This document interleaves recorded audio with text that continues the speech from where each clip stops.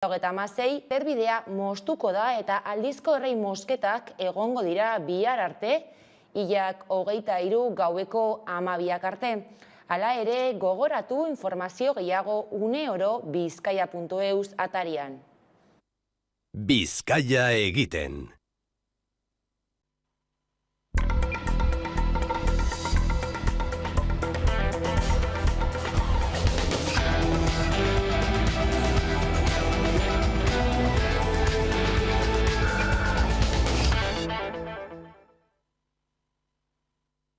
Gabon, asteazkena dugu gaur eta COVID-19ak bueltaka jarraitzen du. Gaurko arratzaldean erkidegoetako presidentek pandemiari aurre egiteko neurrien inguruan eztabaidatu egin dute. Adostutako neurrien artean, maskararen erabilpena beharrezkoa izango da, aire zabalean ere militarrek rastreadoren lana egingo dute eta Nafarroan ez dute COVID ziurtagiria eskatuko zahar etxeetara sartzeko. Gaur erabakitako neurri hauek bihar osteguna sartuko dira indarrean. Bada egu berrien atarian, zalantza da nagusi Hego Euskal Herrian eta hain zuzen ere, Gabonen aurre ikuspenez galdetzeko kalera irten da Gasteizko 11ko lantaldea. Ikusten duzuenez, Gasteizen da 11 telebista eta aprobetxatu nahi izan dugu Eguberrien atarian gaudela, kale galdeketa bat egiteko, Eguberrien inguruan esan bezala eta COVID-ak izan duen eragina ezagutzeko. Pues mira, yo concretamente me voy a ir al pueblo a pasarlo pues con mis hermanos, pero nada, somos 3 de familia y vamos a estar los 3 sencillas. Bai, bueno, hemen Gasteizen egongo gara, familia, eta bueno, umeari dagokionez egun batzuk amaren gurasoen etxean eta beste batzuk nire gurasoen etxean. Así podemos juntarnos la familia, que hace tiempo que no nos juntamos. Yo personalmente pues me he hecho a la idea de que es algo con lo que tenemos que aprender a convivir y por tanto medidas de seguridad y esto y tal, pero que hay que convivir y que la vida la tenemos que seguir igual. Bai, egon dira gustatu zaizkigun egoerak. Egun batean adibidez gaixorik zegoen umea, eraman nahi genuen ambulategira eta esan ziguten mukiak eta holan bazegoen agian hobeto kontsulta telefonikoa. La atención primaria deja bastante que desear, no por los profesionales que están a tope, pero a mí esto de las consultas por teléfono me parece increíble. Tengo tos y para auscultarme como me lo hacen por teléfono. Presioen igoera egon da, bai. Zertxo bai nabaritu egin da. Presión y ahora. En casa hemos notado obviamente la subida de la luz, la del gas, principalmente, lo demás pues no nos han subido ni alquileres ni nada más. Eta COVID eta osasunaren arira lehen arretako zentroek bizi duten estualdia ikusirik, arazo horren handitzea nabarmendu dute Arabako, Bizkaiko eta Gipuzkoako zenbait sindikatuk gaur burutu dituzten protestetan. Arazo hortaz eta sindikatuen salaketen zergaitiaz aritzeko konexioa egin dugu Eguerdiko magazinean Maitane Larrañaga Satze sindikatuko kidearekin. Entzun dezagun. Guretzako aldarrikapen nagusiak dira lehen arretaren apostu finko bat egin behar dela, osasun sistemaren ate nagusia den bezala bere lekua berreskuratzeko, estrategia argi bat eskatzen dugu, bai lankargak murrizteko, baita inbertsioak handitzeko eta baita ordezkapenak jartzeko ere, eta aprobetxatzen dugu deialdi finko bat egiteko herritarren plataforma eta mugimenduei gurekin, elkarrekin eta lerro berdina lan egin dezagun. Horrez gain, COVID-19aren goraldi berriak etzeratena buruz agerian usten du berriz ere presoek eta haien inguruneak pairatzen duten errealitate zaila. Ohar baten bitartez, espetxeetara sartzeko baldintza berri horretatik haratago, etzeratek azpimarratu egin du kartzelan, pandemiaren benetako arazoa pandemiaren kudeaketa dela eta gaineratu du horrek eragina duela presoen eta haien ingurunearen eskubideen urraketan. Hala, egoera honen aurrean neurriak hartu beharra dagoela aldarrikatu dute. Ostera Baionako gaztek iaz ekitaldi kulturala burutu bazuten aurten gutun bidalketa kolektiboaren moldea hautatu dute Eguberrien arira euskal presoei eta beraien zenidei elkartasun mezuak helarazteko. Zehaztu dutenez, gazteek preso guztiak aintzat hartu nahi izan baituzte ere, euren lizeoan preso dituzten ikasleak dituztenez, bereziki saiatu dira irakaste horiez gain, bai denbora gehien espetxean daramaten presoak baita haurrak dituzten presoak ere kontutan hartzen.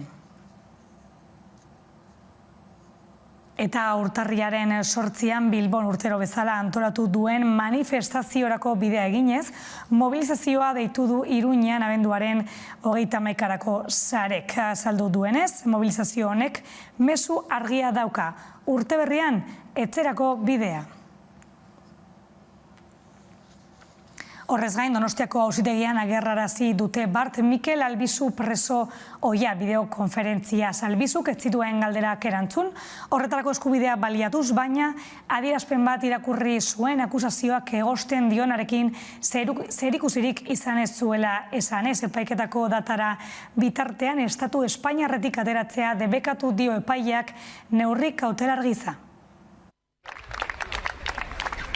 Eta Gregorio Ordóñez zinegotzi eta PPko Gipuzkoako orduko presidentea hil zuen 1985 Donostian. Hilketari lotuta Mikel Albizu Iriarte presoiak Donostiako justizia jauregian deklaratu behar izan du. 3 ordu egin ditu epaitegi barruan, baina epaiaren aurreko agerraldian laburra izan da, 2 minutu eskasekoa. Ukatu egin du Ordóñezen hilketa horrekin inolako zerikusirik duenik, eta nabarmendu du osorik bete zuela etako kide izategatik ezarri zioten kartzela zigorra. Gezurretan eta torturan oinarrituta dauden akusazio hauekin dudan harreman oro ukatu dut. 15 urteko zigorrak bete zituen Frantziako estatuan eta 2019ko urtarrilean geratu zen libre. Albizu gaineratu du haren aurkako akusazio berriak torturen eta gezurren bitartez eskuratutako elementuetan oinarritzen direla. Auzitegi Nazionala jakinarazi du Alejandro Abascal epaileak badaezpadako neurri batzuk ezarri dizkiola Albizuri. Auzitegiaren oniritzirik gabe Espainiako estatutik irtetea debekatu dio, pasaportea kendu eta harremanetarako helbide baten eta telefono zenbaki baten berri emanarazi, jakinarazpen judizialak helarazi ahal izateko. Epaileak argudiatu du delituaren larritasunari eta akusatuari jar diezaioketen zigor handiari erantzuten diola badaezpadako neurri horiek ezartzeko beharrak. Gauzak horrela Albizuren abokatuak 3 eguneko epea dauka erabakiren kontra helegitea jartzeko. Bien bitartean sortuk elkarretaratzea egin du epaitegiaren atarian, elkartasuna eta babesa adierazteko, konponbidea eta bakea Mikel Albizu gurekin lelopean. Atzean dagoen helburua berdina izaten jarraitzen du. Hau da, espetxeak berriro ere Euskal Herritarrez bete eta Euskal Herria iraganera kateatua mantentzea. Aimar Altuna gaineratu du bakea eta elkarbizitza erdiesteko lanean segituko dutela Espainiako estatuarekiko gatazka politikoari irtenbide justu bat emateko.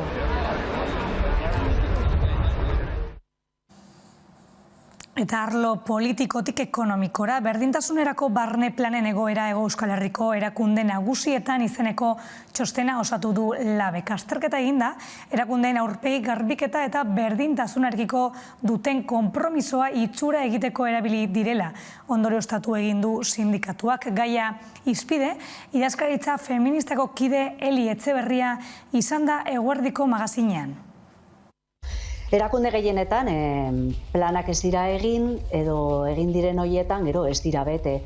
Momentu honetan Hego Euskal Herriko 4 hiriburuetatik 2 udaletxek baino ez dute barne berdintasunerako planik. Iruñak ez du inoiz planik izan, Bilbon lehendabizikoa egin zuten 2007 urtean bukatu zen, baina gaia ez da inoiz berriro martxan jarri. Gasteizen 2. plana egiten ari da, baina sekulako zailtasunekin, Nafarroko gobernuak bat egin zuen 2010ean bukatu zena, baina zen gauzatu, gaur egun egiten ari dira diagnostikoa, eta Eusko Jaurlaritzan honetan lehenengo planaren ebaluazioa egiten ari dira. Baina orokorrean esan dezakegu 30% baino ez dela bete.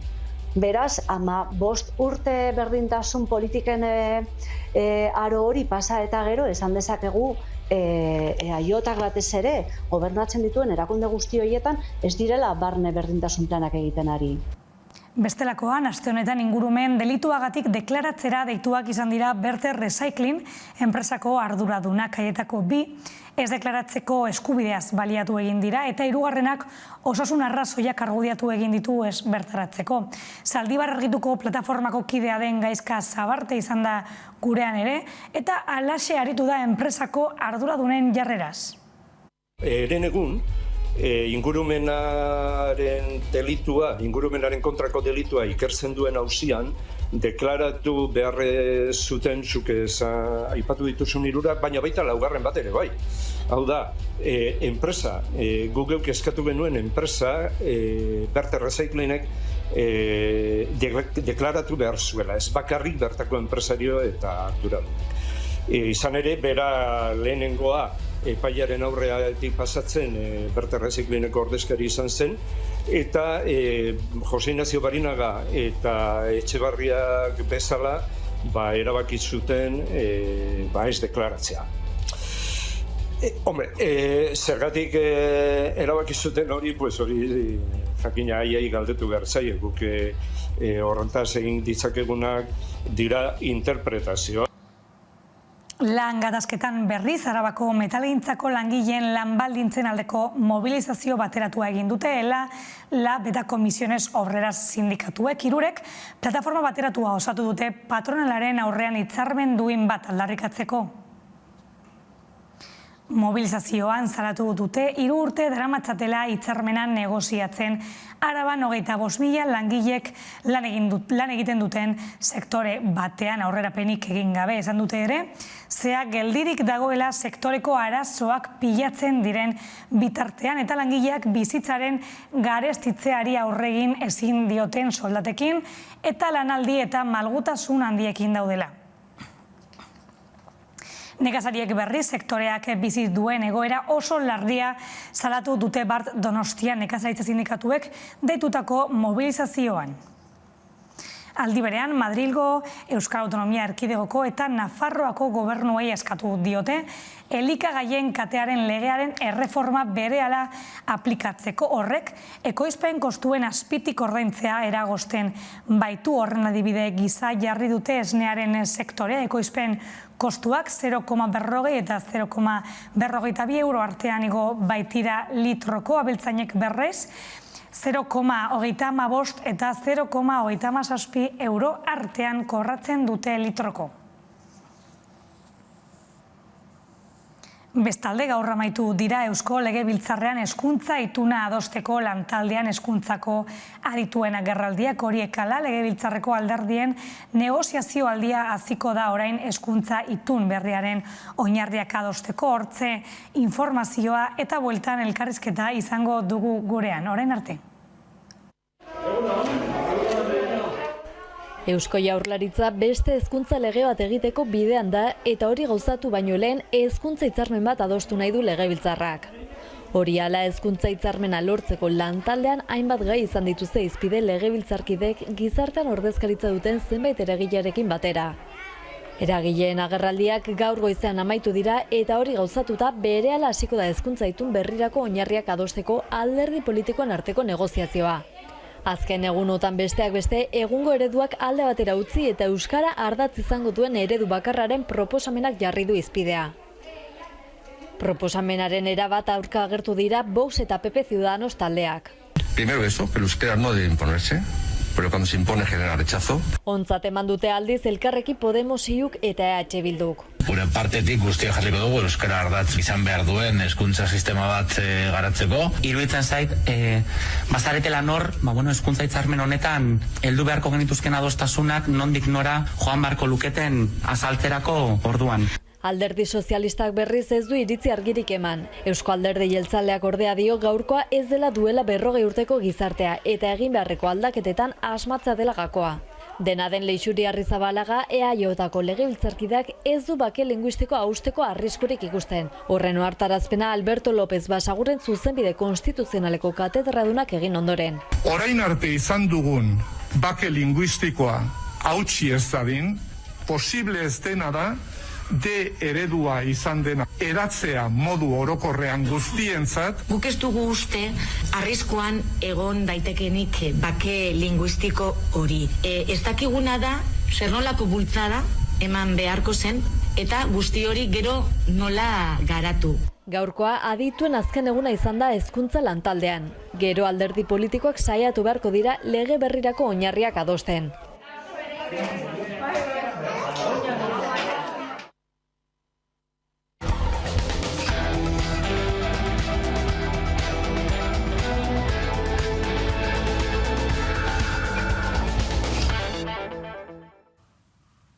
Gabon, berriro COVID-19ak bueltaka jarraitzen du gurean eta aldi berean Osakidetzako lehen arreta zentroak estualdia izaten jarraitzen dute. Horren inguruan aritzeko gurekin dugu gaurkoan Rebeka Ubera, EH Bilduko legebiltzarra. Gabon. Gabon.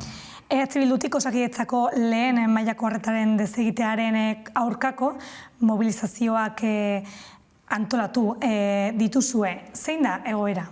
Egoera oso larria da, eta ez dakitu hartzen ezote garen lehen mailako arreta dela Osakidetzako sarrera, eta inoiz baino gehiago Osakidetzako ateak parez pare irekita egon behar direla, eta lehen mailako arreta funtsezkoa dela.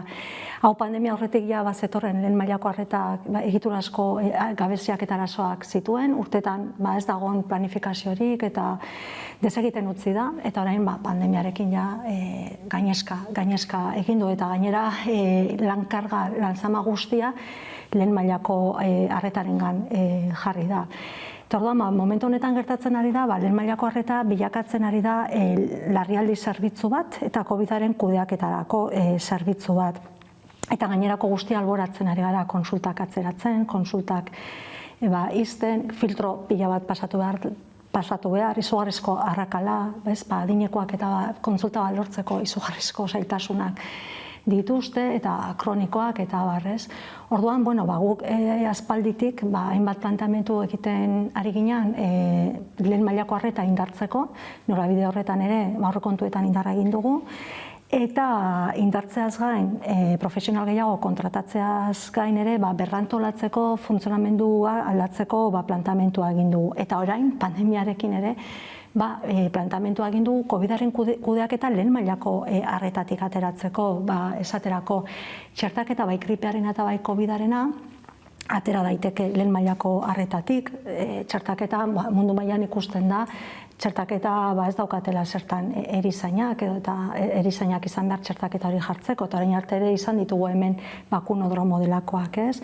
Edo eta PCR-ak egitearena, edo eta baeketak ikastetxaren egin beharrean, orduan guk alde batetik plantatzen duguna da COVID-aren kudeaketa hortik ateratzea, eta COVID-aren kudeaketa osasun publikotik, epidemiologiatik gidatuta, Osakidetzan integratuta, baina elkarlanean, eta ez sama guztia lehen mailako arretarengan. Zaila dagoeneko ia 2 urte pasa dira, eta gainerako COVID ez den gainerako guztia alboratzen ari gara, eta horrek eragin zuzena, inpakto zuzena dauka gainerako gaixotasunetan, diagnostikoetan, biztanleriaren osasunean.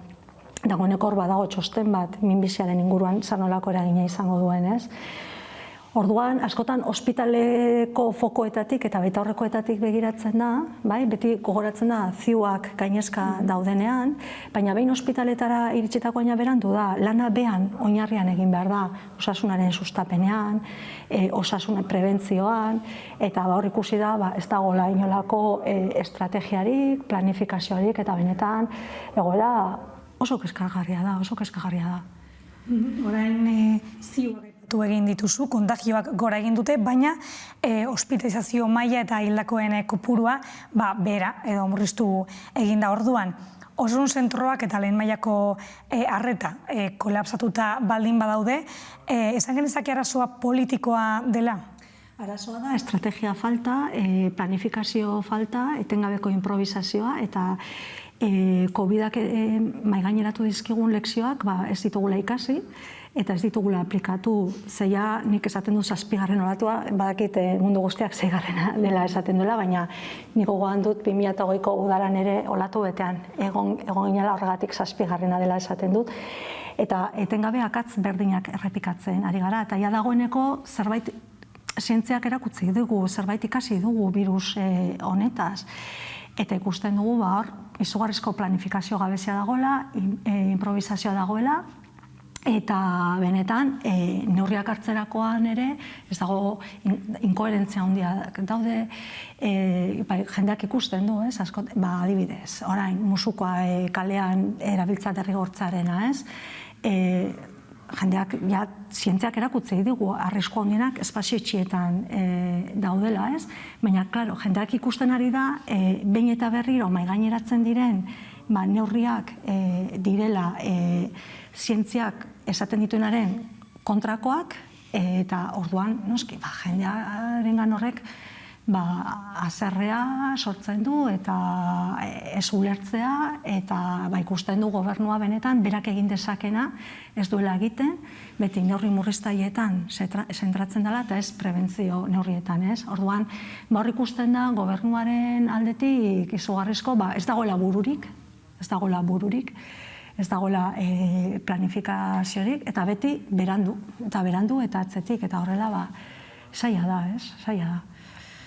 Zuk aipatu egin duzu, gaurko arratzaldean hartutako neurri bat, aire zabalean maskara derrigorrez erabiltzea. Europako herrialde batzuetan badirudi COVID ziurtiageriarekin eta osasungintza publiko on batekin pandemia pixkate etetzen ari direla. Espainian esan genezake maskararen beharketa hori edo osasungintzaren utzuneak edo akatzak pixkate modu batean edo bestean estaltzeko erabiltzen ari direla? Pentsatzen dut askotan joaten direla errezena egitera, eta ez dut ulertzen, benetan egia esan nik ere ez dut ulertzen, zergaitik tematzen diren zentzu gutxien eta eraginkortasun gutxien daukaten neurriak hartzera. Adibidez, aipatu duzu COVID ziurtagiriarena, Europan, hori bultzatu da, txertaketa tasa gutxien zegoen herrialdetan, txertaketa bultzatzeko. Hemen geneukan txertaketa mailarekin, apenas ez dauka eraginkortasunik, zentzugabea da, eta gainera espazio itxietan eta segurtasun faltzua sor dezake, eta azken finean, zuk indarrean sartzen duzunean neurri bat, ondo neurtu behar duzu bere eraginkortasuna eta albokalteak. Eta hemen badirudi, eraginkortasun hori ez dela benetan ondo neurtzen, eta indarrean jartzen diren neurriak, COVID pasaportea edo maskara kalean, direla eraginkortasun txikiena dutenak, kontestua kontutan hartuta, eta oinarri zientifiko gutxena daukana. Orduan, ez da ulergarria, eta horrek azkenean hau luze doa, eta luze joango da. Eta horregaitik importantea da, hartzen diren neurriak, alde batetik, oinarri zientifikoan oinarrituta egoteaz gain, koherenteak izatea, jendeak ulertzea, zentzua izatea, eta gero pedagogia egitea, eta hori falta da, eta orain ere Urkulluk egin duenarekin ere, hori falta motatzen da, Eta adibidez, berak Sánchezi eskatu dizkio neurri batzuk, neurri horiek, beraiek onartutako legearen arabera aplikatu daitezke. Zu antipandemia edo COVID kudeatzeko lege horretara baldin bazoaz, 4. artikulua irakurtzen baduzu 7. artikulua, irakurtzen baduzu 34. neurri horiek Sánchezi eskatu gabe, berak aplikatu ditzake. Orduan, gauza asko ez dira ulergarriak, badirudi dagoela gobernatzeko beldur bat, erabakiak hartzeko beldur bat, eta gero ez dena ulergarria da gure osasun sistema publikoak traiektoria, esperientzia, ezagutza handiko profesionalak ditu, osasun publikoan, epidemiologian, osakidetzan bertan, eta zergaitik ez den kontatzen jende horrekin. Osakidetza barruan, osasun sistema publikoan jendea erreta dago, oso erreta dago, jendea lan asko egiten ari da. Baina ikusten dute bereekin ez dela kontatzen, eta hori tristea da, azkenean zuk herri honetan badaukagu kapital bat, badaukagu ezagutza bat, badaukagu ikerlariak, badaukagu talentua, eta gero bereekin kontatu gabe egiten da bidea, eta pena bada, dana oso penagarria eta etxegarria da.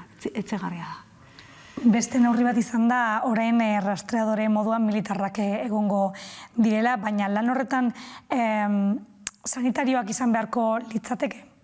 Bueno, guk hasiera-hasieratik hori mahai gainean jarri dugun gai bat izan da, ez daukate zertan sanitarioak izan, arakatzeko, formakuntzarekin eta osasun profesionalekin edo epidemiologiako gainbegirada batekin, pentsatzen dugu ez daukatela zertan sanitarioak izan behar. Guk ez dugu nahi militarrak izatea, pentsatzen dugu hemen eko jende badaukagula, beste hainbat profiletakoak, lan bikaina egin dezaketenak, baina ezin dena izan da, zuk astarnari ekipoa, inzidentzien arabera, murriztu, gehitu, hori ezin duzu egin, denbora mantendu behar dira, eta ekipo sendoa denboran birusari aurre hartzeko. Zeren behin, inzidentzia goian egin duenean, ero transmisioa komunitarioa denean, orduan, ekipoa zabaltzeak ja berandu da. Eta hemen egin denakatz nagusietako bat izan da, behin osasun larrialdia bertan bera utzi zutenean, dena desmantelatzen, eta guk gainera, osasun larrialdia bertan bera utzi zutenean, eskatu genien fase berriari egokitutako estrategia bat eskatu genuen, eta hori asaltzen etorze dia osasun sailburua legebiltzarrera, esan etorri.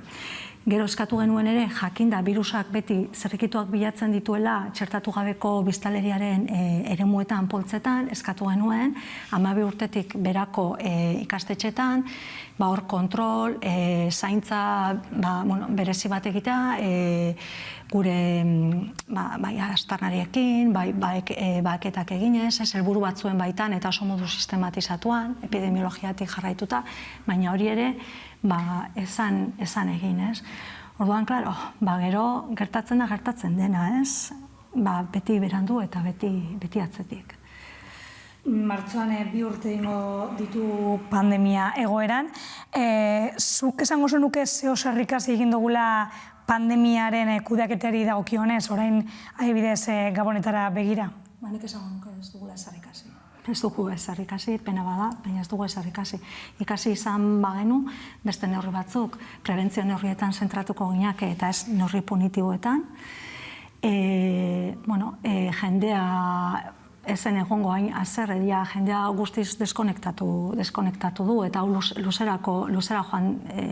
luze joan daiteke, eta importantea da, aurrekoan esaten nion, sailburuari, troparen morala mantendu behar dugu eta jendeak ulertu behar du eta hau guztien artean egin behar dugu. Hori bai, ezin dena izan da ere, etengabe erantzunkizuna herritarrengan jartzea, herritarrak hartu beharreko neurrietan eta lidergo publikorik ez egotea terakundetatik beraiek egin dezaketena ezerrez egitea, ez?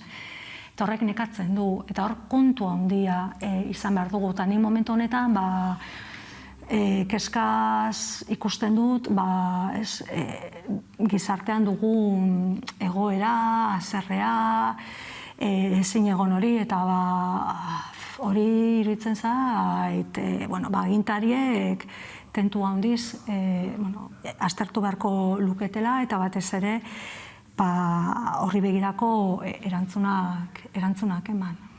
Gizartea aipatu egin duzu, herritarrok zeo sarrikasi egin dugu 2 urte hauetan?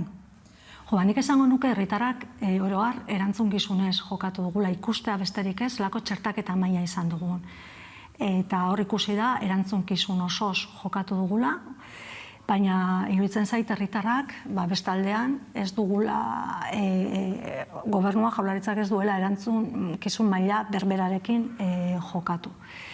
Zen, txintxo, herritarako oso txintxo portatu dira, beti dago ez, baina oroar, eta gero gertatzen dena da, momentu honetan ikusten ari diren inkoherentziarekin, ikusten ari diren osasun sistema publikoa desegiten ari direla, ez dutela zaintzen, zelako zailtasunak dituzten konsulta bat lortzeko, edo eta PCR bat egiteko, edo arakatzaileak deitzeko, eta gero bestetik eskatzen zaie beste neurri batzuk, eta ikusten dute, osasun sailak prebentzio neurriak ez dituela hartzen, horrek azkenean ekartzen du nekea, eta neurriak ere gutxiago betetzea, hori guztioi normala da, hori gertatzea, beraz, baina nik oro har esango nuke herritarrak erantzunkizun handiarekin. Ikustea besterik ez, EAE mailan, zelako txertaketa maila daukagun.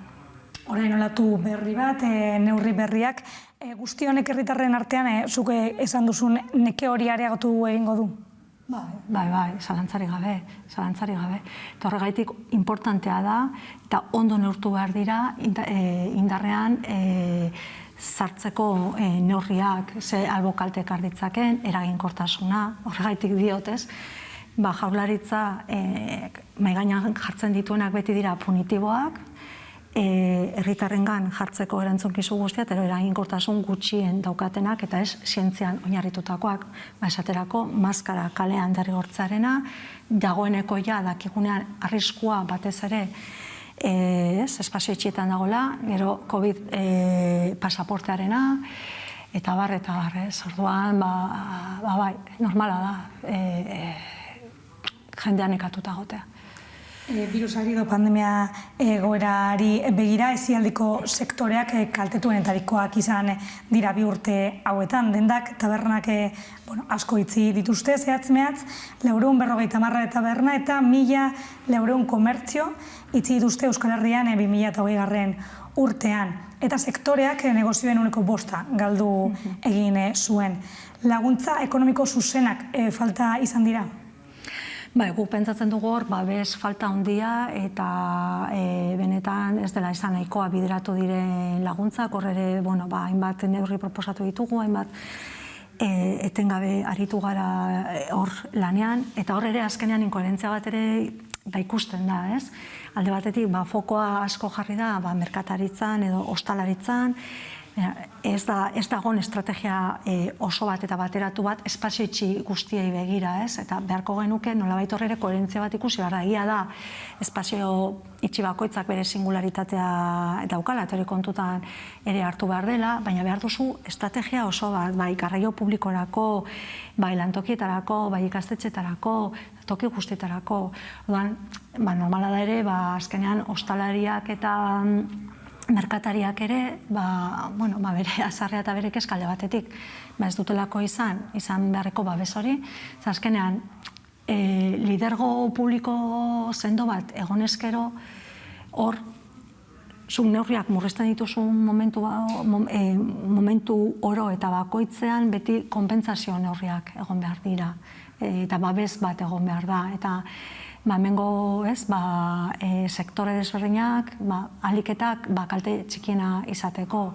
Ze birusa da dan bezalakoa, orduan badakigu eremu batzutan arriskoa beti hor egongo dela edo gehiago egon daitekela, beraz hor hori ere kontutan izan beharko litzateke, eta importantea koherentzia hori, ez? Eta hor ere ikusi da ez da lagun asko gauza zentzugabeak ikusi dira edo inkoherenteak, eta horrek ez du laguntzen. Esan genezake politikariek edo egin dituzten edo hartu dituzten erabakiak, bai murrizketek, egoera okerrera egitea eragin dutela? Politikariak, bai askok esango dute, zuek ere politikariak zarete, eta no gara politikariak, ez? Ezait, horrela da. Enek esango nuke, politikariak eta politikariak egon direla, gu ez gaude ados, eta ados ez egoteaz gain eta salatzeaz gain, bestelako neurri batzuk planteatu ditugu legebiltzarrean, eta legebiltzarretik kanpo ere maila pribatuan gobernuari. Pandemia hasi aurretik eta lehenengo positibo aurretik, osasun sailaren gana zuzendu ginean, dagoeneko lantzen hasiak ginean, ikusten zelako ere hemen bazela. Orduan nik ez nuke erokortuko politikari guztien errua izan dela. Iruditzen zait, hau hobe izango zen, guztion artean kudeatu izan bagenu, horrelako goera batek eskatzen duelako, herri batetako politika eta gainerako sektore guztian elkarlan bat bideratzea eta horrela egitea, ez da posible izan. Zintzoki saiatu gara horretan, ez dugu lortu. Nahiago izan du Jaurlaritzak alde bakartasunez kudeatzea, ezagutzen ez ditugun arrazoiengatik, gainera bereientzat ere, horrelako ulertzen dugu, edozeinentzat horrelako goera kudeatzea ez da erresa, eta beti ez duzu asmatuko, guk ere ez genuke asmatuko, eta akatzak ere egingo genituzke, eta orain egiten ditugun proposamenetan ere, gure kontraesanak eta izan genitzake ez, baina asko zer errezagoa izango litzateke ez, erantzukizuna guztion artean banatzea, eta ez da egin. Beraz, nik guztiak ez nituzke zaku berean sartuko, nahiz eta kontziente nahizen eta garen azkenean ondorioak ere guztiak pairatuko ditugula. Pandemia egoera hau pixkat lehuntzeko edo ekipo sendoa, zientzialetik ekipo sendoa izatea komenigarria dela aipatu duzu lehen. Momentu honetan Euskal Herrian, Eusko Jaurlaritzak badu ekipo sendo bat? Nik esango nuke beraiek kudatzen ari diren eremu horretan ezetz, bestela beste neurri batzuk hartuko lituzkete. Baina administrazioak berak, osasun sistema publikoak, osakidetzak, osasun sailak baditu. Badauka lehen esan dudan bezala, jende oso ona, esperientzia handikoa, Europako emergentzietako zentroarekin lanean aritu dena urteetan, Madrilekin ere, oso ondo ezagutzen dituztenak gai hauek.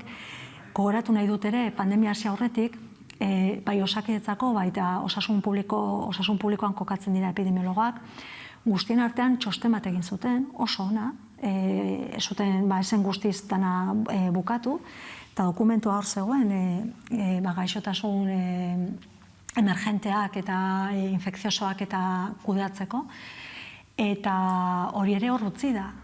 Orduan, pena bada, eta nik esango nuke, momentu honetan, Jaurlaritzak ez duela nahi izan dauden ditugun ezagutza eta profesional guzti horiekin kontatu nahi izan. Eta amaitzeko, Rebeka, hurrengo hilabetetara edo begira, baikorra agertzen zara horren inguruen?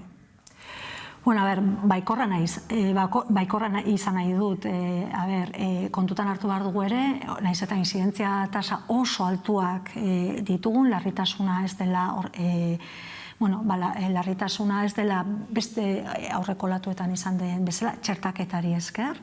Egia da ere, dana txertaketaren saskian ezin dugula jarri eta horrek bestelako prebentzio neurri batzuk eskatzen dituela. Baina ziur nago orain arte bezala herritarrek erantzungo dutela. Jaurlaritzari bai eskatuko nahiko nioke mesedez eta premiaz kudeaketa aldatzeko, eta batez ere dena ez COVID-ean mugatzea, baizik eta COVID-19 ez den gainerakoari arreta jartza, zeia dagoeneko 2 urte pasa dira, eta esperantzaz begiratu nahi diot, esperantzaz baldin badaukago ez, eta hau ere poliki-poliki joango da bere bidea egiten, eta nahiz eta luze jo dezakeen, baina joango da lasaitzen, eta espero dut, nola ez, hemendik ere aterako garela, eta atera behar gara, eta venga, aurrera. Mezu horrekin geratzen gara, mila esker gurekin gaur egoteagatik, tartetxo bat eta bueltan solasaldia izango dugu gurean, orain arte.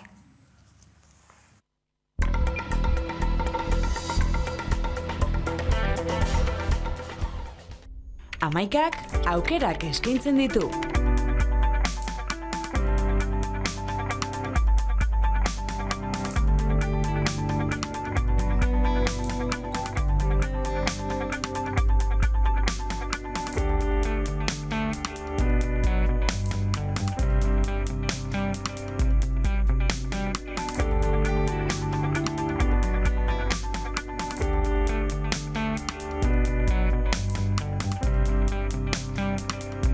Eman aukera amaikari.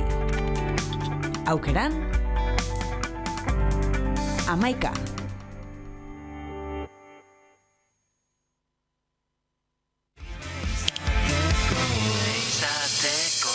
Euskal Herriko aktualitatea ikusteko eta jarraitzeko beste modu bat da Amaika Telebista. Eguneroko gaiak alde batera utzi gabe, itzalean direnei arreta eskainiz eta tartea emanez. Errealitatearen 11 alde ikuspuntu guztiak kontuan hartuta.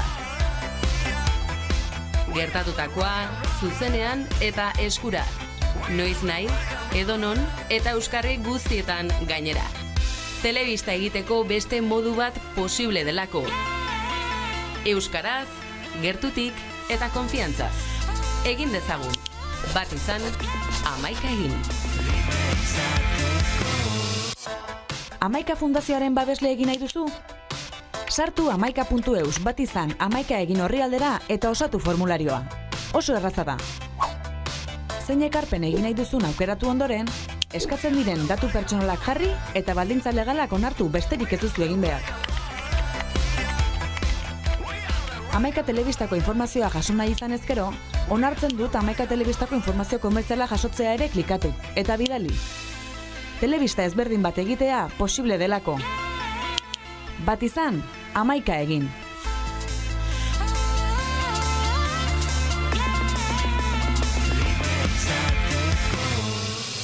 Deirik ez.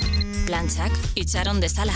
Jolasteko garaia da. Seme-alabei egunero astia ematea, eurekin jolasteko lagungarria da euren garapenerako. Eta zuen arteko harremana indartzen du bizi osorako. Jolasteko garaia da. Berdintasuna, justizia eta gizarte politikak. Euskadi, auzolana.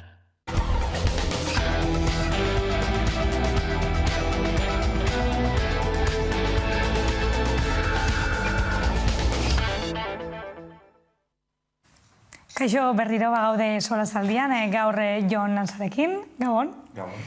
Eta Mikelekin, Gabon. Gabon. Lehenengo gaia jorratuko dugu jarraian eta nola ez, COVID eta osasunaren arira. Lehen arretako zentroek bizi duten estualdia ikusirik, arazo horren handitzea nabarmendu dute Arabako, Bizkaiko eta Gipuzkoako zenbait sindikatuk gaur burutu dituzten protestetan. Arazo hortaz eta sindikatuen salaketen zergatiaz aritzeko konexioa egin dugu Eguerdiko magazinean, Maitena Larrañaga Satze sindikatuko kidearekin. Entzun dezagun. Guretzako aldarrikapen nagusiak dira lehen arretaren apostu finko bat egin behar dela, osasun sistemaren ate nagusia den bezala bere lekua berreskuratzeko, estrategia argi bat eskatzen dugu, bai lankargak murrizteko, baita inbertsioak handitzeko eta baita ordezkapenak jartzeko ere, eta aprobetxatzen dugu deialdi finko bat egiteko herritarren plataforma eta mugimenduei gurekin, elkarrekin eta lerro berdinean lan egin dezagun. Benetan kezkagarria Euskal Herriko osasungintza publikoaren egoera, ezta? Bai, pasaren programan edo astean aipatu genuen bezala, lehen arretaren egoera da bereziki larria momentu honetan. Eta ez nuke esango denik egoera koiuntural bat, baizik eta estrukturala da. De hecho, urtarrilaren 30an ditutako greban ere, gaur eskatzen zen, aldarri berdina eskatzen zen, eta da, osasungintzara, kasunetan osakidetzara bideratutako dirua, barne produktu gordinaren 7% izatea, Europar Batasunako batazbestekoa den bezala, eta momentu honetan uste dut 5% langa horretan gaudela. Orduan, zentzu horretan asko dago egiteko. Hori litzateke apur bat ikuspegi estrukturala, baina gaur uste dut mahai gainean jarri behar dena da Pedro Sánchezek Urkulluren, apur bat iniziatiba sartutako neurria, eta bada berriro ere musukoak berreskuratzea kaleetan. Eta esango nuke hau badela nolabait atzera pausu bat. Badirudi ez dugula ezer ikasi eta berriro ari garela arazoa enfokatzen neurri disiplinarioen bitartez edo horrelako neurri zentzugabekoen bitartez, eta ezain beste estrategikoak diren edo konkretuak diren neurrien bitartez. Izan daitekela lehen arretaren indartzea, izan daitekela txertaketa berriro ere beste velozitate batean, beste abiadura batean indartzea, eta berriro ere mahai gainean jartzea osasungintza publikoak, bai estrukturalki eta koiunturalki, inbertsio publikoak behar dituela momentu honetan. Bai, egia da, 5% inguruan dabilela inbertsiori, bentsat EAen, ez dakit Nafarroko datu zen den, baina egia dena da ere, 7% gertuago egon garela, eta ez duela inbeste, ez da, beraz, kezkagarria ere bada joera, ez? Goitik beherantzako joera bat, ez? Gehiago behar du nunean. Denaen, egia osasunaren gaia ez dela aurrekontu arazoa bakarrik, egia da aurrekontuak beharrezkoak direla, ez da? Baina sistema efiziente batek ez du zertan asko ere diru gehiago gastatu. Gauzak errekursoak ondo erabiltzen baldin badira, ez adibideri garbiena estatu batutako osasun sistema da, Europako baina asko garestiagoa dena eta efizientzialetik are okerragoa dana, ez da? Baina hori ere egituko genuke zera egiturazko arazoi, ez da?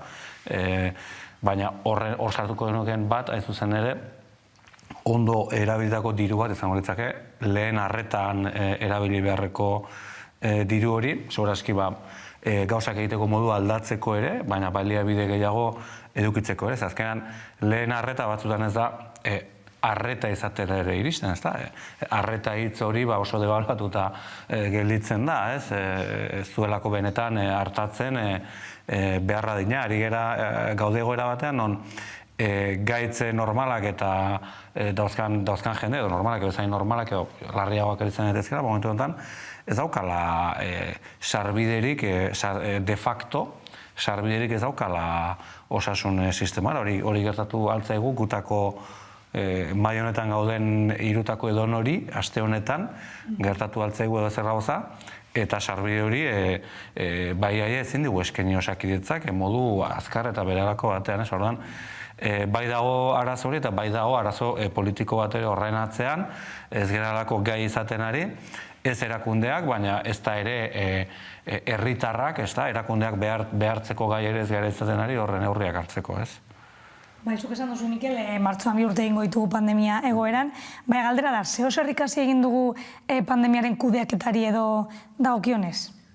Nik esango nuke ez eta esango nuke momentu honetan, momentu konkretu honetan, arrakala geroz eta handiagoa dela pandemiak behar dituen edo pandemia aurre egiteko beharrezko diren neurrien artean eta implantatzen ari diren neurrien artean. Eta horretan ere badago beste faktore bat, eta da momentu honetan pandemia ukatzen duten sektore horiek mobilizatzen ari direla.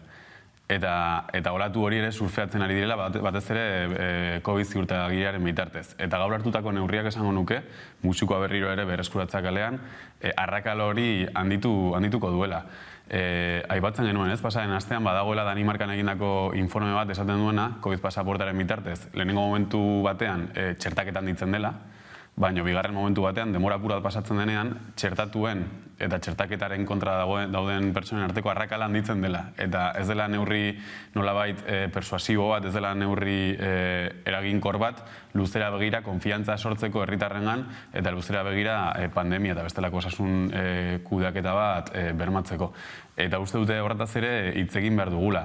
Mai gainean jarri behar diren neurriak bestelakoak dira momentu honetan. Bada lehen arretaren indartza esan duan bezala, bada kontziliazio neurrien inguruko hausnarketa bat. Ze momentu honetan kutsatuen gehiengoa edota saltuenak dituzenak badira adin txikikoak, eta hor adin txikikoak kutsatzen direnean gurasoak badaukate ardura bat, eta momentu honetan bajak hartzeko eta bestelako neurriak implantatzeko sekulako arazoak daude. Eta bada ere, batez ere, inguru itxietan edo horrelako lokal itxietan hartu beharreko neurriak ere apur bat eztabaidatzea eta implantatzea CO2 neurgailuak eta bestelakoak. Baina orain, behar duguna benetan da, hainbeste denbora pasata gero eta hainbeste neke eragin eta gero, benetan herritarrengan konfiantza jarri eta apur bat pandemia kudatzeko eta osasun sistema kudatzeko bestelako gobernantza eredu bat ez neurri disiplinarioak bere horretan. Sakonean hausten delako kontratu sozial bat, nik uste herritarrak korrespondentziarik ikusten ez duenean erakundeekiko, oso zaila da gero herritarrari eskatzea konpromiso, sakrifizio bat, ezta? Egarri hau pandemia egoera bati aurre egiteko sakrifizioak egin behar direla. Uko egin behar digula gauza askori, bakoitzak gure bizitzan, hori aurrera egin ahal izateko, ez? Komunitatearen hobe beharrez edo. Kontua da, erakunden atletik ez palin badago benetako hildo bat, ez da, horretan laguntzeko, hori posible egiteko, hori bideratzeko bere atletik oso zaila dela etengabe eta denboran zehar luzatzen denan egoera, herritarrak ero hori onartzea edo horri erantzun ahal izatea, ez da. Eta maskaren eta COVID pasaportaren atzean, badago beste mugimendu maltzur bat ere, esango nuke, ez da. Eta da, distantzia horretan, instituzioak alde batetik eta herritarrak bestetik, nolait, herritarraren gain jarri nahi direla erantzukizunak, ez? Azkenean esaten da, musukoa erabili behar da, ze jendeak ez du errespetatzen. Musukoa behar obligatorioa da, derrigorrezkoa da gaur egun. Ez dio inoiz derrigorrezkoa izateari utzi. Baldin eta distantziak mantentzen badira, ez da? Kontua zer da, esan da, nola jendeak izituen distantziak mantentzen, behartu egin barko du jendea musukoa etengabe eramatera. Berriz ere, errua jartzen dugu jendearen gainean, ez da? Eta azkenean, COVID pasaportearen inguruan sortzen ari dan erantzun hau guztia ikusita ere, azkenean aitzakia perfektua bihurtzen da, erabakiak hartzen dituzten eta esateko ikusten jendeak ez du nahi, jendea negazionista da, jendeak ez ditu bete nahi arauak, eta beraz, badaukagun nori errua bota, etorra daitezken beste olatuen gainean. Estrategia horrek ikaragarrizko arriskuak ditu, ze azkenean jendea, igual pixkat batzuk izango gara, baina jendea hor hain tontoa ere ez da, eta denboran luzatzen denean egoera hori, distantzia hori sortzen denean, agintariak herritarrari errua botatzen dionean, horrek oso ondorio arriskutsuak eta txarrak ekarretzake epertainera eta ikusten ari gara. Ja hori ikusten ari gara. Ikusten zentzu horretan, gobernantza eredu hori martxan jarri zutenean, estrukturala izan da, martxan jarri zutenean pandemiari aurre egiteko bat zegoela nolabaiteko ulerkera bat honek gutxi irango zuela. Dagoeneko ateratzen ari ginen, orduan estrategia hori oso pez motzen aplikatzeko agian eraginkorra izan daiteke, baina Jonek esan duena. Hori epe luzera aplikatzerako orduan sortzen zuen arrakala herritarren artean, baina herritarren eta gobernuaren artean izugarrizkoa, eta horri atzera buelta bat ematea oso zaila da. Eta gero beste apunte bat jartzearren, eta ere komentatu dugu beste batzuetan.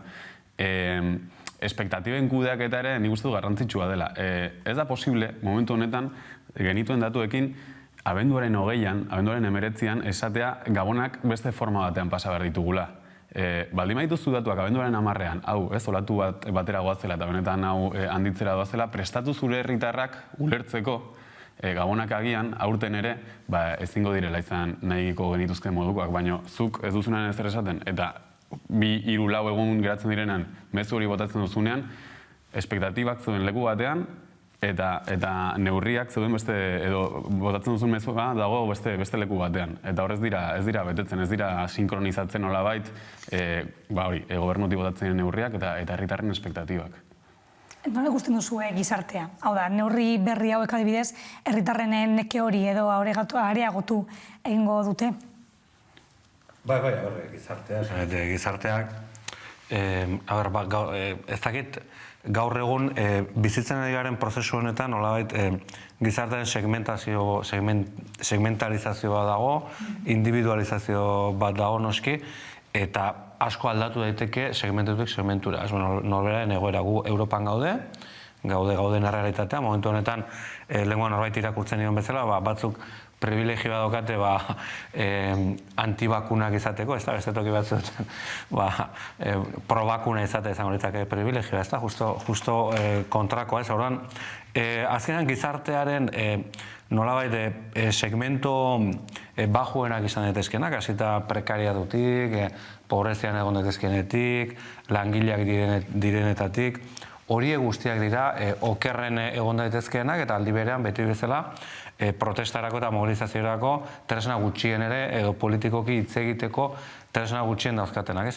Nik uste ikusten ari garen, hauteskunde indikaudere bat hartzeatik, hauteskundei begira ikusten ari garen abstentzio tasen aurreikuspenak ja adierazten dute lehen aipatzen duen arrakala hori zenbaterainokoa dena. Orduan, gizarteak pasa ditu fase ezberdinak, pasa dugu beldurra, pasa dugu amorrua, pasa dugu nekea, pasa ditugu egoera ezberdin pila, baina azkenean dira emozio asko bata bestearen atzetik eta onak oso gutxi. Onak oso gutxi, iaia guztiak txarrak eta ezinegonak eta ezinegon horiek edo politiko bihurtzen dira, nolabait, bide bat ematen zaie, ez instituzioetatik bakar, zerbait bideratzen da, edo bestela, munstroak, beste ark esan zuen bezala, munstroak sortuko zaizkigu, eta sortzen ari zaizkigu, niretzat esan beharra daukat, nik Donostian ikusi nuen manifestaziotik irakurketa asko ateratzen ditut, hor denetik dagoelako, eta lagunak ere, eta esan dut ez da, baina hor arrisku bat ere badago. Arrisku bat badago. Zenbait elementu ere hor sartzen direlako hor, eta hor zegoen herritar normala zana eta bihotzenekoa eta gauzak beste modu bat ere ikusten dituena, baina monstro batzuk ere bat zeuden. Eta joan ez ziren artean ere, ez zinen artean. Eta gero dago beste gauza eta da, uste dut aztertzekoa dela eta hausnartzekoa momentu honetan Osakidetzarekiko dagoen desafekzioa edo dagoen apur bat atxekabetasuna. Herri honetan edo behintzat EAen eaeko biztanle sentitzeko forma bat edo ez, hiritartasuna eskuratzeko forma bat zen ere Osakidetzan sinista eta Osakidetzako parte izatea, ze bazen nolabait instituzio publiko preziatuena edo baloratuena. Eta momentu honetan dagoen desatxikimendua, momentu honetan dagoen desafekzioa Osakidetzarekiko eta batez ere lehen arretarekiko sekulakoa da. Eta hori, uste dut hausnartzeko dela, behintzat Eusko Jaurlaritzan momentu honetan dauden alderdien aldetik. Baina, osasungintza publikoaren arazo aurretik dator, urteak daramatzate profesionalek egoera salatzen, eta pazienteok urteak daramatzago bai egoera hori pairatzen, ezta? Claro, baina ez da berdina, joera struktural bat eta gutxinaka zerbitzu publiko bat deusestea edo gutxitzen joatea, eta momentu honetan ikusten duguna ez da hori, momentu honetan ikusten duguna da kolapso egoera bat. Eta kolapso egoeretan, benetan sortzen dira desafekzio sentimenduak eta horrelako arrakalak eta krisiak. Momentu honetan lehen arreta dago kolapsatua. Abenduaren 10 arte, urtarrilaren 10 arte, ez dago zitarik. Itxi da lehen arreta nola baita esatearren. Bakarrik, COVID-aren inguruko kasuetarako dago, eta kasuetarako ere ikusi dezakegu zehatzerapen dagoen. Orduan, arrakala hori, uste dut, bai termino elektoraletan eta bai beste termino politikoetan, batez ere hiritartasuna ere, ulerkera hori garatzeko forman, hausnartzekoa dela, bai EAJaren eta PSren aldetik. Mikel, ikusi ezazu, gainera pandemia honetan oso ondo ikusi da, mobilizazio handienak, autonomia erkidegoek baldin badituzte bi eskumen garrantzitsu, bata da osasuna da, ez da hezkuntza, ez da? Eta bai hezkuntza publikoan egon den mobilizazio maila irakasleen aldetik eta baita ere Osakidetzan dagoena, iruditzen zait, nolait autonomia eusten duten alor material importanteenetan arazoa handiak bizitzen ari garela, eta hori ere desafekzioa eta instituzioekiko urruntzearen motibo bada. Gero, hauteskundeak beti berdinak irabazten ditu, hori ere aldatuko da, ez? Hori aldatuko da. Ni uste dute aldatuko dela, eta denbora daramagu aldatuko dela esaten. Aldatu daiteke, gauza guztiak bezala, aldatu daiteke hobera edo aldatu daiteke okerrera. Hori ezakigu. Hobera. Gai honetatik bestera pasatzeko, analizi bat landuko dugu oraingoan, kazetaritza eta berdintasunari helduko diogu zehatz mehatz.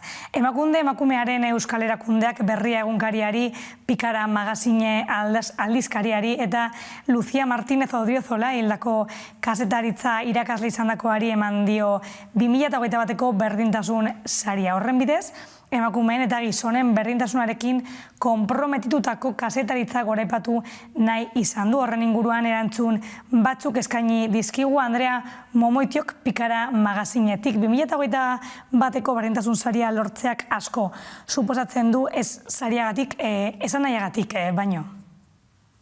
11 urte daramagu kazetaritza egiten ikuspuntu feministatik, eta ez da erreza izania, laguntzarik gabe egin dugu eta sariak hau, eta jaso ditugunak orain arten ondo egiten ari galera nabaritzen dute, eta posik gaude. Bestetik Pikara magazinen ondik datorren eta helburuak zeintzuk diren, galdetu diogu. Euskal kazetarion berdinsareagatik jaio zen Pikara hedabideetan kontatzen ez diren historiak kontatzeko. Ez da bakarrik emakumeen historia kontatzea, ez? Feminismotik kazetaritza nola egiten ahal dugun pentsatzen 11 urte daramagu, ez? Nola egin kazetaritza feminista testuetan eta nola organizatzen garan, eta dena guztia. Abuztuan hildako Lucia Martínez Odriozola kazetaria izan da beste sariduna. Kazetaritzan feminismoari eskaini dio bizitza eta bere utzegitea nabarituko da. Sari honek komenaldi gisa ere balio izan du. Gure lankide eta laguna, Lucia Martínez Odriozola, abuztuan hil zen eta egun hauetan, inoiz baino gehiago, gure buruan eta gure bihotzan dago, Pikara ezin da pentsatu berari gabe, eta bere utxunea Bilboain baina asko handiagoa da guretzat. Amaitzeko egungo Euskal Herriko kazetaritzari begira, feminismoaren egoera zein den azaldu egin digu. Inoiz baino gehiago gara eta indartsuagoak gara, pizkanaka baina feminismoak kazetaritzan kasgora jarriko du, pizkanaka izango da, baina horrela izango da, eta egia esanez feminismoa hankasgora jarriko du mundu osoan, eta Pikaran kontatuko dugu. Bestelakoan eta solasaldiarekin jarraitzeko, aste honetan ingurumen delituagatik deklaratzera deituak izan dira Berter Recycling enpresako arduradunak. Hori haietako 2 ez deklaratzeko eskubideaz baliatu egin dira eta 3. osasun arrazoiak argudiatu egin ditu ez bertaratzeko. Zaldibar Argituko plataformako kidea den Gaizka Zabarte izan da gurean ere eta halaxe aritu da enpresako arduradunen jarreraz. Eren egun, ingurumenaren kontrako delitua ikertzen duen auzian, deklaratu behar zuten zuk aipatu dituzun 3, baina baita 4. bat ere bai. Hau da, enpresa, Google eskatu genuen enpresa, Berter Recyclingek deklaratu behar zuela, ez bakarrik bertako enpresario eta arduradunak. Izan ere, bera lehenengoa epaiaren aurreatik pasatzen Berter Recyclingeko ordezkari izan zen, eta Jose Ignacio Barinaga eta Etxebarriak bezala erabaki zuten ez deklaratzea. Zergatik erabaki zuten hori, hori jakina aiei galdetu behar zaie, guk horrentaz egin ditzakegunak dira interpretazioa. Gogoratu dezagun pertsona hil zirela Luisiaren ondorioz eta irailean itxi zen auzi hori, orain ingurumen delitua da ikertzen ari dena. Zer espero daiteke? Apur bat gogoratuz Zaldibarreko plataformak zuen lema, 3 kontzeptuetan barne biltzen zena, baizela langileak osasuna erantzukizunak. Esan duzun bezala langileen auzia bai itxi zela iraila urria partean, eta itxi zen akorde ekonomiko batekin. Orduan, esan dezakegu auzi judiziala apur bat, bideratuta gontzela, baina auzi humanoa edo politikoa inolaz ere ez da bideratu. Ikusi dezakegu nola Joaquin Beltranen gorpu oraindik ez den aurkitu, lurpean dagoen. Eta auzi politikoa edo langileena bere horretan ere, ikusi dezakegu nola kasu honetan eta kasu oroko horretan ere ez den bideratu. Inoiz baino hildako langile gehien ditugu autonomia erkidegoan, lan istripuetan. Beste 2 kasuetan, osasuna eta erantzukizunaren kontzeptuetan edo ataletan, osasunaren atalean, inguramenaren atalean, epaiketa honen bitartez epaitu behar ziren arduradunak, eta hori ikusi dezakegu ere nola dagoen arduradunen akotazio bat, arduradunen mugapen bat. Badaude arduradun enpresarialak, auzira deituta zeudenak eta deklaratu ez dutenak, baina esan dezakegu ere bazeudela arduradun politikoak eta batez ere izen bat jartzearen mahai gainean Iñaki Arriola sailburua. Berak zituelako momentu horretan ingurunen meneko kompetentziak edo eskuduntzak. Eta hor behin eta berriro salatu den bezala, isuna jaso zituen enpresak, hainbat neurri ez betetzeagatik, batez ere onartuta ez zeuden hondakinak bertan edukitzeagatik, baina baita ere bazegoen beste elementu bat eta zen ikuskaritza falta edo inspekzio falta. Eta batez ere hor zentratu behar da erantzunkizun, ingurumenaren inguruko erantzunkizun politikoen atala. Gertakari dagokionean baita egia ez, eta hor ikusten dugu administrazioak batetik herritarren zerbitzuari begira, baina baita ere enpresa pribatuei begira, nola kudeatzen dituen gauzak, ze azkenean horren ondorioa da, ezta?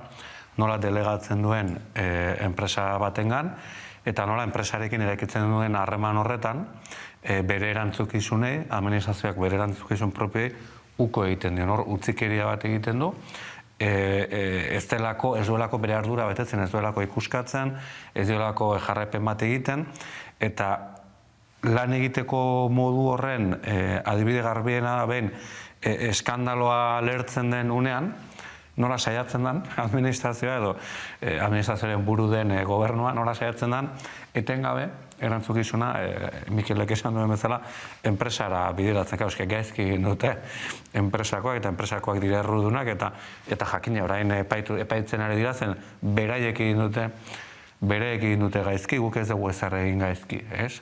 Ez dugu autokritikarik egin, zeren sailburu hori sailburu horrek ez zuen ez dimititu, inork ez zuen erantzukizunok hartu, egia Urkullu lehendakariak hasiera batean oso ezkerra izan zuen gero buelta eman zion pixkat eta saiatu zen arpegi ematen eta abar, ezta? Baina arriskutsua dena da kudeatzeko modu hori. Da oso instituzio publiko bat ulertzeko oso modu neoliberala nolabait esateko, ezta?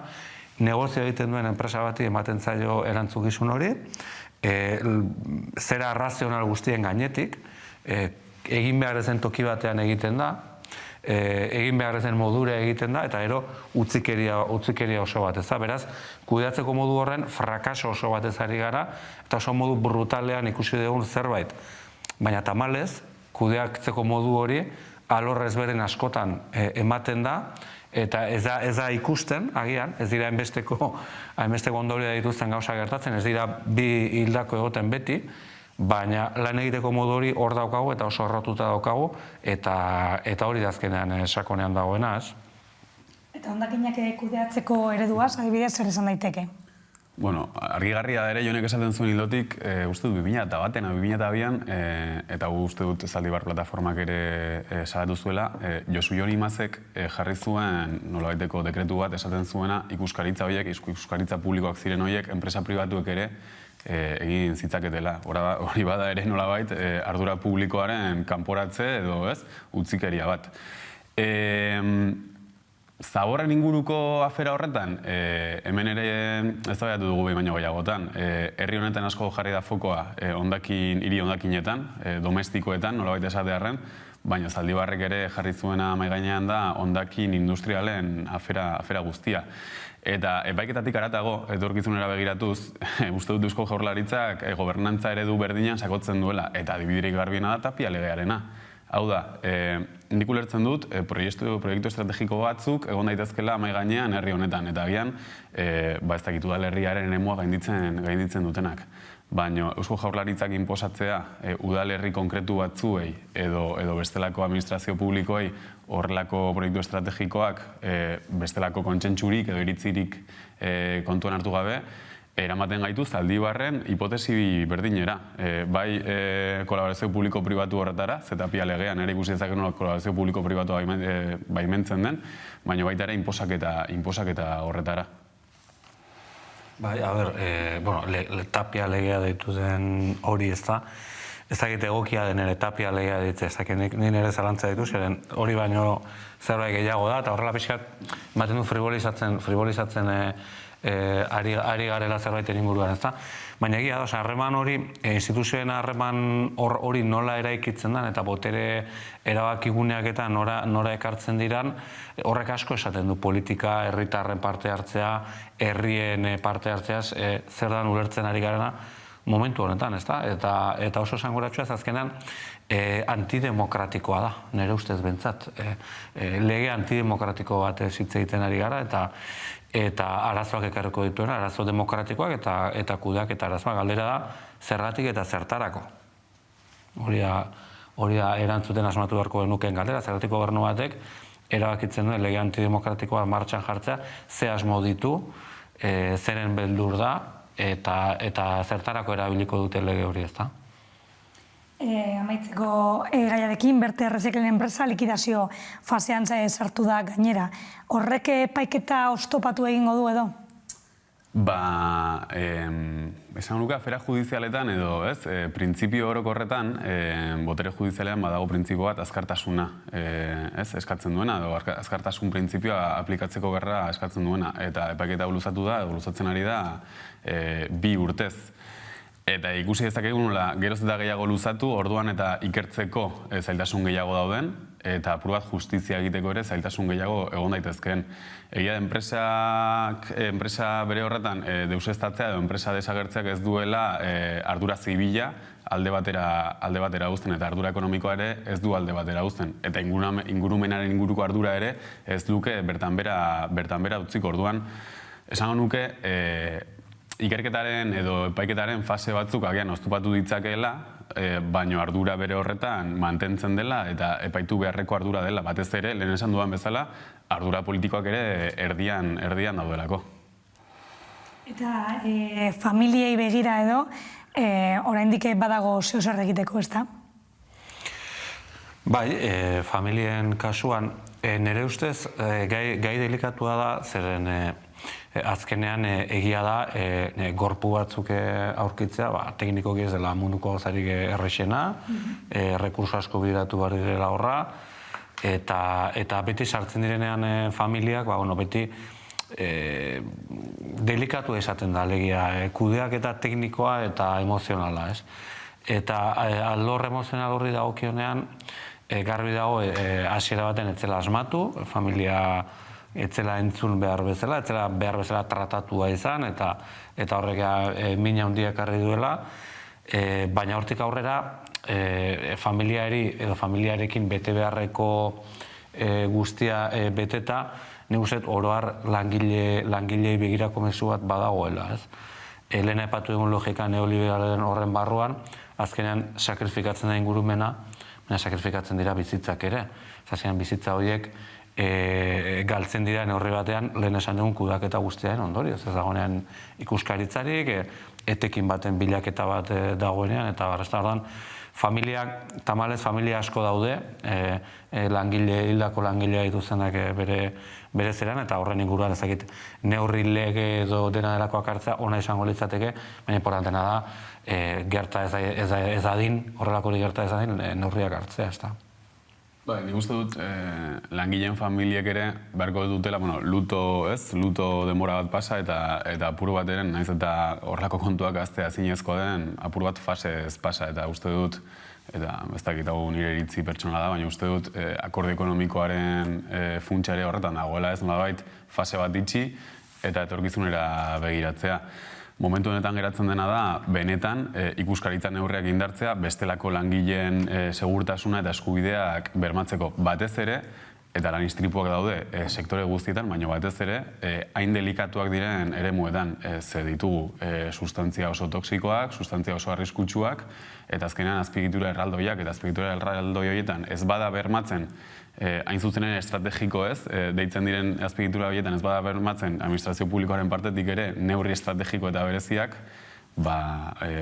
politika publiko hutsak izango ditugu langileen eskubideak bermatze aldera. Eta zuek uste duzue olako kasu bat eredu bezala hartuko dutela edo pixkate sistema edo moduak aldatzeko? Bueno, galdera baikorra egin diguzu, ezta? Nik uste dut, tamalez gauzak ez dira, bai, eragina izan dezake, baina ez du zertan epe luzera, oso impactante izan delako eta denbora luzez egon delako komunikabidean, eta agian horrek lagunduko du, baina Mikelek seguru baukala datua, baina zema langile hiltzen diran lan istriputan azkeneko hamarkadetan hori dira hiltzen direnak. Baina lehengoan osasun arazoez hitz egin genuen ere, buruko osasunaren arazoak ere zenbatera egiten dira lanean, eta bar. Orduan, ez nuke esango joera denik hain zuzen ere hori guztia hobetzekoa. Prekaritatearen ondorioetako bat, okerrena, gauza bada, soldaten kopura beti horri begiratzen diogu, baina prekaritatearen ondorioak osasunean nabaritzen dira asko, ezakit gehien hor nabaritzen diren, eta prekariatuak gorantz doan neurrian hori ere okerrera doa. Gero sektore konkretu batzuetan aurrera pauso batzuk ematen baldin badira, ezakit irakaskuntzan edo administrazio publikoko langileen artean, eta egongo dira sektore batzuk, edo polizian, adibidez, ezta? Baude sektore batzuk, hobekuntzak seguru ematen ari direla horien osasunean, baina berriro goaz dualizazio horretara, esan da, badaude langile batzuk akzesoa daukatenak hobekuntza horietara, eta daukagu maila prekarioan bizi den jende hori guztia, ez zuzen ere justo kontrakoa gertatzen ari zaiona. Ni baikorra izan nahi dut kasu honetan, ze egia da orokorrean joera ez dela aldatzen ari eta oso lotu dagoela prekaritatearekin eta krisi ekonomikoarekin, baina egia da horrelako inpaktuzko gertakariak edo gertatzen direnean, hain zuzen ere, gauzak aldatzen direla zentzu batean. Eta burura etortzen zait momentu honetan, Santiagoko trenarekin gertatu zen agoratzen zaret istripua, hor aldatu ziren trenaren inguruko neurriak eta segurtasun sistemak eta bar. Eta prestitxaren ere gertatu zenean, egon zen horrelako, bestelako segurtasun neurrien aldarrikapen bat. Eta horrelako egoerak batez ere gertatzen dira, Europar Batasunaren zuzentarauak eta bestelako neurriak tartean jartzen direnean. Eta uste dut Zaldibarrekoak sona sortu zuela behintzat Europa mailan, eta Europar Batasunetik horrelako aginteak eta bestelako direktibak etorri daitezkela. Eta behintzat, eremu estrategiko horietan, egain esanguratxoak diren eremu horietan, baikorra izan nahi dut ez dakit. Mezu, barkatu, eskizuko denbora jarraitzeko. Mezu horrekin geratzen gara, mi esker gurekin beste aste bat egoteagatik. Eta zueko geratu jaurrengo saioa zuzenean urtarrian izango dela, beraz, Gabon politak pasa, disfrutatu, zaindu ezazue eta urte berrian.